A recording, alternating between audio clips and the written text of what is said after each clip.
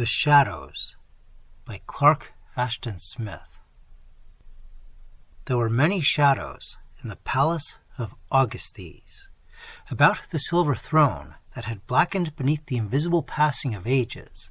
They fell from pillar and broken roof and fretted window in ever-shifting multiformity, seeming the black, fantastic specters of doom and desolation.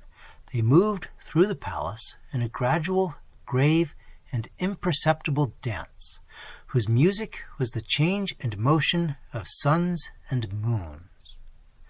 They were long and slender, like all other shadows, before the early light and behind the declining sun, squat and intense beneath the desert noontide, and faint with the withered moon.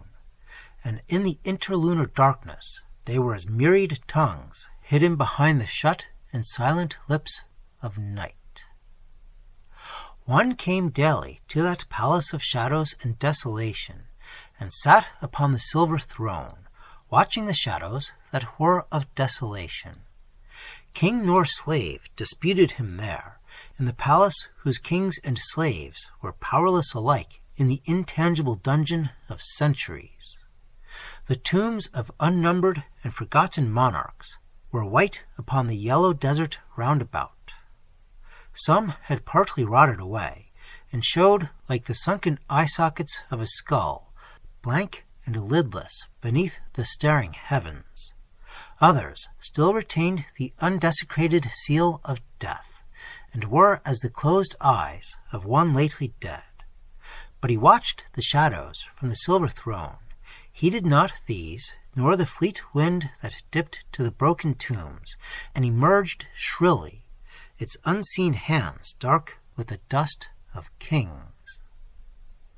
He was a philosopher, from what land there was none to know or ask, nor was there any to ask what knowledge or delight he sought in the ruined palace, with eyes always upon the moving shadows. Nor what were the thoughts that moved through his mind in ghostly unison with them. His eyes were old and sad with meditation and wisdom, and his beard was long and white upon his long white robe. For many days he came with the dawn and departed with the sunset, and his shadow leaned from the shadow of the throne and moved with the others.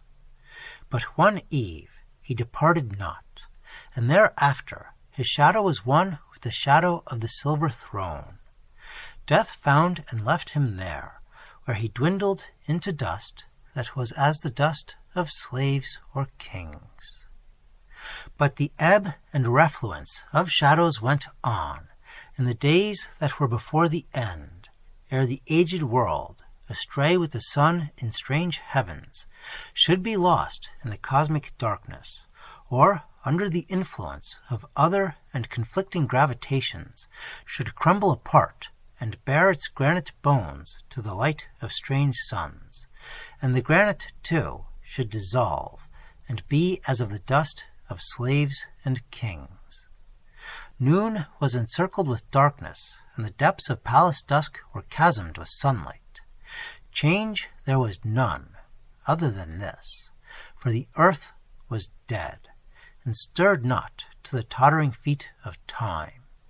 And in the expectant silence before the twilight of the sun, the moving shadows seemed but a mockery of change, a meaningless antic phantasmagoria of things that were, an after-figuring of forgotten time. And now the sun was darkened slowly in mid-heaven, as by some vast and invisible bulk, and twilight hushed the shadows in the palace of Augustes, as the world itself swung down toward the long and single shadow of irretrievable oblivion.